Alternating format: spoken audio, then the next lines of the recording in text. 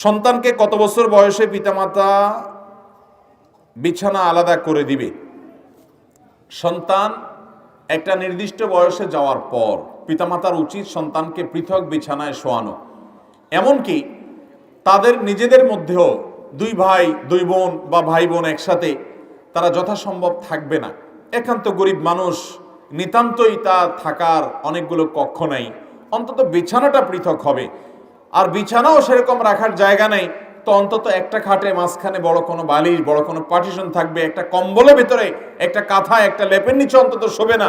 কারণ ইসলাম আমাদেরকে পুত পবিত্র করতে চায়, ইসলাম আমাদেরকে সুন্দর করতে চায়। ইসলাম মানুষের জীবনে সমস্যা হওয়ার আগে থেকে বাদ দেওয়ার যে দর্শন, সেই দর্শনের কথা বলে। আল্লাহর পক্ষ থেকে মনোনীত দিন হওয়ার কারণে আল্লাহ জানেন বান্দার কোন পথে গেলে এর পরিণতিতে খারাপ কিছু হবে। এই জন্য আগে থেকে আল্লাহ তাআলা সাবধান হতে বলেন। আপনার ছেলে মেয়েদের আপনি যদি একসাথে মাখামাখি করেন এবং একটা বয়সে পৌঁছানোর পরও তাদের প্রতি আপনি পৃথক বিছানা করার এই সিদ্ধান্ত, নবী সাল্লাল্লাহু আলাইহি সাল্লামের এই নির্দেশকে যদি আপনি না মানেন, তো এর কারণে বহু মূল্য আপনাকে দিতে হতে পারে, যেটা আপনি কল্পনা করতে পারবেন না। আজকাল শয়তান আমাদেরকে কিছু বিষয় অতিরিক্ত উদার করে। এই অতিরিক্ত উদারের পরিণতি যে কত ভয়াবহ, যে ফেঁসেছে সে একমাত্র বুঝেছে, যে ফাঁসে নাই সে বুঝতে।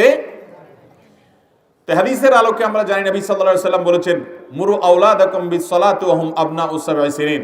তোমাদের সন্তানদের বয়স যখন 7 হবে তখন তাদেরকে নামাজের নির্দেশ দিবা। আগে থেকে নামাজে তারা একটু একটু অভ্যস্ত হবে। 7 বছর বয়স থেকে তাদেরকে আদর করে সোহাগ করে বলতে হবে, আব্বু নামাজ পড়ো, মা নামাজ পড়ো। আর যখন তাদের বয়স 10 হবে তখন নামাজ না পড়ার কারণে তাদেরকে শাসন করো।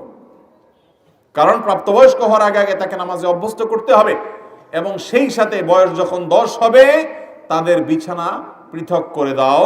কারণ তারা একসাথে একই বিছানা, একই কাঁথার নিচে, এমনকি দুই ভাইও যদি শোয়, দুই বোনও যদি একসাথে থাকে, হয়তো কোনো সমস্যা হবে না, কিন্তু সমস্যার দুয়ার উন্মোচিত।